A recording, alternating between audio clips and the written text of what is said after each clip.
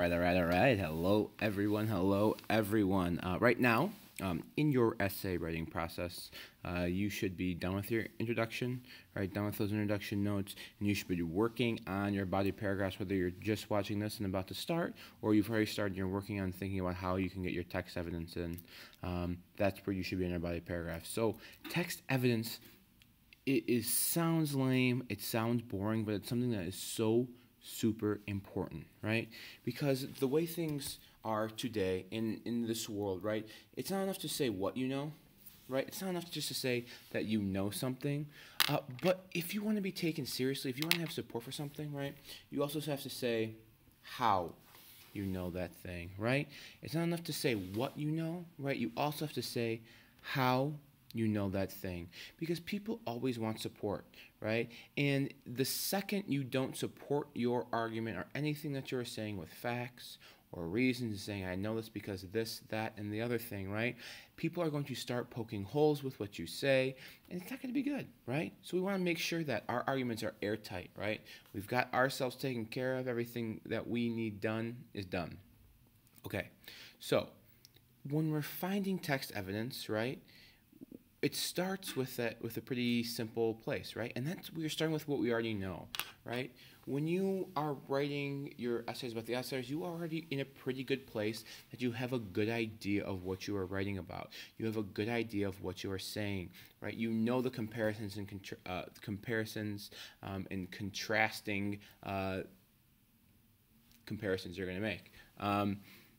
But what you need to do is start to think about, okay, how do I know this thing? So when we start, right, we start with, okay, I know Dally is mean and Dally is tough, right? But then the question you want to ask is, how do I know this? That's the question, right? How do I know this? How do I know Dally's tough, right? How do I know that? The answer is because you've read The Outsiders, right? But there's certain parts of The Outsiders, not the entire Outsiders is not just one thing about why Dally is tough. There are certain parts in The Outsiders that talk about Dally being tough. And the thing about text evidence, which makes it a pain to do, is that no matter how good your memory is, you're going to need to dig back in the book. Okay? You're going to need to dig back in the book to get some extra information to really work with that. That's just kind of how it goes. Now, to help you with this, here is, right, a nice little tip that I'll give you guys, okay? So, if you go to Google Classroom, right? So we'll start here. If you scroll down and you pull up our Outsiders right here, okay? This is our PDF version that we have. Now, I'll write this down in our notes in 1 second, but if you press on our Chromebooks, Control F, on a Mac, Command F, you'll get this little search bar right here that says Find in Document. So if I want to search for Dally, I can search for Dally, and every time in this document, okay, maybe try that one more time, it should come up under Dally. Now, this is working not the way I want it to. I promise it will work on yours, okay? I promise it'll work on yours, and if not, you can help me. But you can search for key terms, okay? You can search for key terms, and I will make sure this is working on your computers, and you'll have all of the Dally results up, okay? So, to hit Control/Command plus F, right? This allows you to search directly for what you need, which is awesome. A key thing that we always want to make sure that we have, because this is necessary information when we talk about the second part of this on our step 3, is to write down the page number, right? We want to make sure we have the page number filled in with the page number completed, right? Okay, now, when we are adding our evidence, right, we want to be thinking about this. So when using our text evidence, generally, we are not just trying to copy what someone else says, right, to use, to just make someone else's argument, but we are using this evidence, we are using someone else's words to support what we already know, right? So we are not just, it's not just about saying what someone else says or plagiarizing.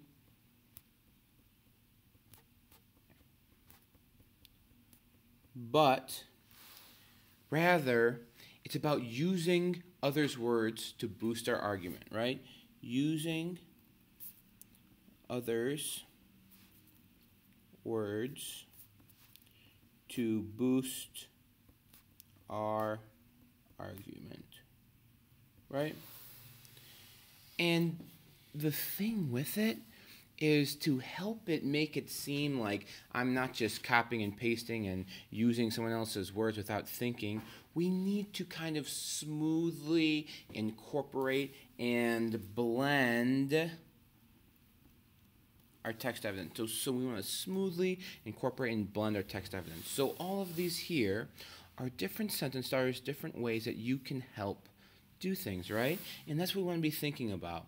So think about a smoothie that you're making, right? If you're making a smoothie in a blender, you're blending text evidence, right? You are taking, you got probably some fruits in there. Maybe if you have like a green smoothie, maybe some veggies. You're gonna have some yogurt, sometimes some juice, or whatever your ingredients are, right? Your finished product, you don't want to taste like you're eating separate ingredients, but you want to blend all those things together to make a new and delicious and awesome and wonderful smoothie, right? So you're blending these things together, and this is a great helpful tool if you are struggling with how to do that. Okay, page 2. When we format our text evidence, right, or giving credit to our source or saying how we know things, right, is called citing our source, or you may hear the word citation, right, to apply everything. So giving credit to something is called citing the source or creating a citation, right? The form that we are going to learn is the one that you'll see most commonly in all of your English classes, and I say generally most common in high school. Some teachers may have their own little quirks. You'll have to figure those out. But this I teach you is called MLA format, the Modern Language Association. Woo, crazy. So there's a few things we need to know.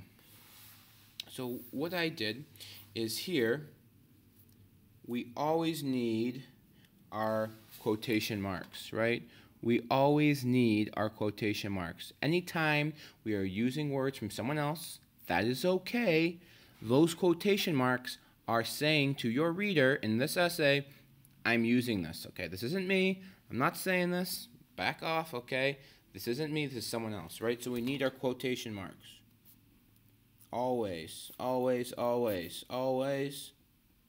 Oh, and I forgot to say this. Always use your quotation marks, right? This is our little citation tag here. There's a few things I want us to notice. Number 1, the period is not right here. The period is moved to the end. That's number 1. Number 2, we have the author's last name followed by just the page number without saying PG dot or page, whatever. We just say the number of the page in parentheses and a period at the end, okay? So, last name 1. That's our format. Period over here, quotation right here. That's how we do it, okay? Our final thing, when we talk about blending quotes, there may be times where to get our thing in exactly the way we want it, right? We don't change the whole thing, but we may need to tweak a few things for it to make sense. For example, here, if you were talking about Pony Boy, right, it may be confusing. Our actual words in here are, when I stepped out in the darkness of the movie house, I had only 2 things on my mind, right? Those are the actual words. But if we're talking about Pony Boy, it makes more sense for the reader. The reader may be saying, wait, are you talking about what you're doing or what Pony Boy is doing? So to make that clearer, we may want to change the he. That's allowed, but we just need to change wherever the I is. We need to change it to he, but we need to use brackets, okay? And these brackets, right, are letting our audience know, hey, I just tweaked a little bit. Nothing crazy, right? But I did tweak some stuff, okay? All right. A few different ways. So this is what we call maybe a truly blended quote, okay? So S.C. Hinton starts her novel The Outsiders by saying, when I stepped out into the bright sunlight, I had only two things in my mind, Paul Newman and a ride home, okay?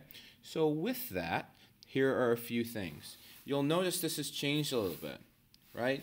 And the reason that I changed this is because we say S.C. Hinton's name right here. We don't want to repeat, right? We don't want to repeat. We want this citation to be as minimally invasive as possible, right? For you, there's like an arthroscopic knee surgery. When they don't cut your knee all the way open, they just make a little hole, right? And that makes it a little bit safer. It's just like this, right? We don't want to be repeating things. So for this, page number only, right, if you mention the author's name already.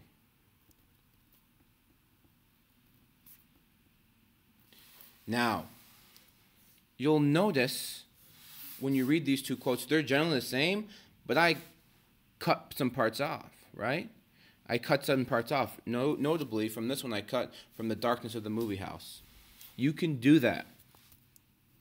You need these three dots.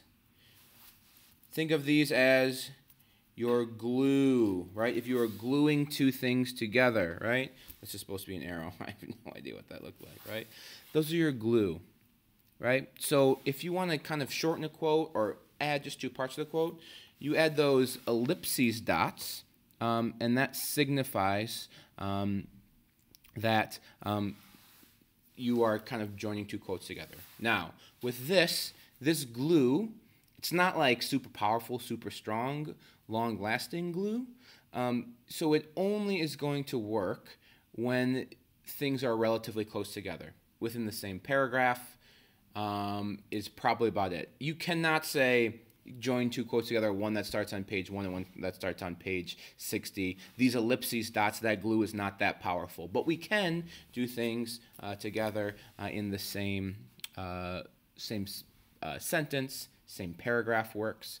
Anything more than that, your glue starts to break apart and gets a little funny. Okay? My final thing. Keep the capitalization the same.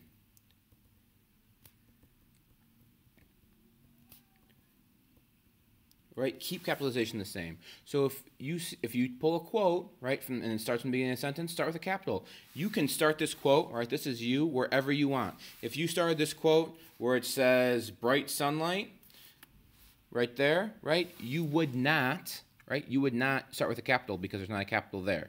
Now, in the certain cases where, to make it grammatically correct, maybe you are starting your sentence with a quote, you need to use these brackets. Okay, you need to use these brackets. Okay, now down here, I'm going to be checking for this practice. These are the three things that you're going to do. If you need my help, please come ask me. Right. So for this one, I want you to rewrite this quote, but format it like this one is here. So make sure we have our correct things in parentheses, our correct page number, our correct quotes, all of those things. This one, I want you to add a dialogue tag similar to this. And if you need to go back and use this to help something, you can make up the reason why. You can do that. But that's what I want you to do. Okay? The other thing you need to do is we're crossing this part out, right? So we're going to need some of our ellipses dot, aka our glue, to glue those two things together. And then finally, do some research, get some text evidence in your own essay, right? This is a good question that I'm sure I'm going to get. How much text evidence do you need, right? You should have text evidence to support at least all of your subclaims whenever possible, okay? Some specific text evidence whenever possible, okay? Yeah, so this is our practice, right? If you have questions, right, and I know I didn't explain every single thing about text evidence. I get that. I tried to do the best I could, but I'm here. I'm your resource. Please come ask me. I'm more than happy to help you, okay? Good luck. You're going to do fantastic. Let's stay focused today, and let's have another wonderful day. Thank you, everyone.